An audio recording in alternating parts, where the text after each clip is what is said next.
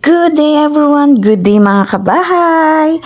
So, welcome to Mami Alice Vlog, and for today's vlog, i-flex po natin itong number 536 client ko dito sa May Dumuklay, Batangas. So, for today's video, ito po yung mga home improvement na ginawa ni Mami Ella. So, ito po yung master bedroom.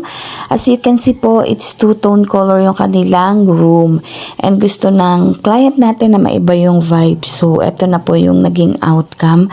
Naglagay po tayo dito ng white fluted panel and UV board. So, yung ating pong cabinet dito, gumamit tayo ng melamine plyboard na color gray. So, medyo may haspi po yung kanyang design. At naglagay rin po tayo dyan ng ating trending na pailaw. And yung baba po ng cabinet is 3 drawer.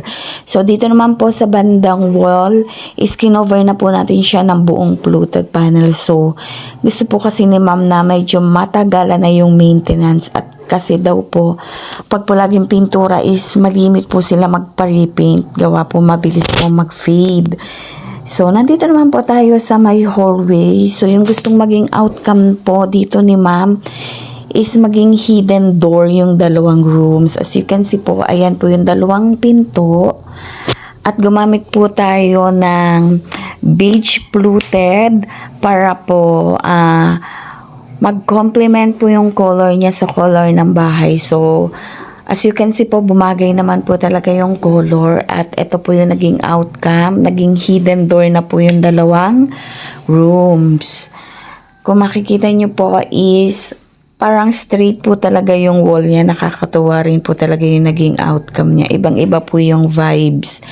And dito naman po tayo sa second floor. So, ito po yung bedroom ng kanilang anak. So, ayan po, painted po ng green.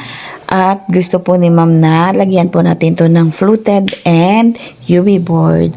Ayan po mga kabahay, mga naging home improvement natin sa Dumuklay. Sa mga gusto mo magpagawa, message Mama Ella. Thank you very much!